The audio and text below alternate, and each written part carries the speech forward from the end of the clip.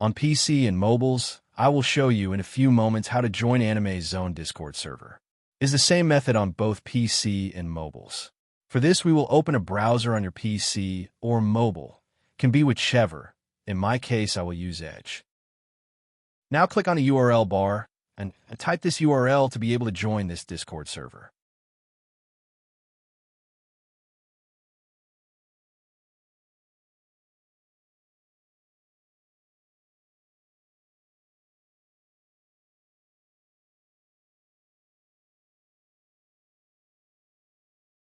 Doing this will automatically start your Discord application if you have it installed. Then click Join, and you will have access to the Discord server.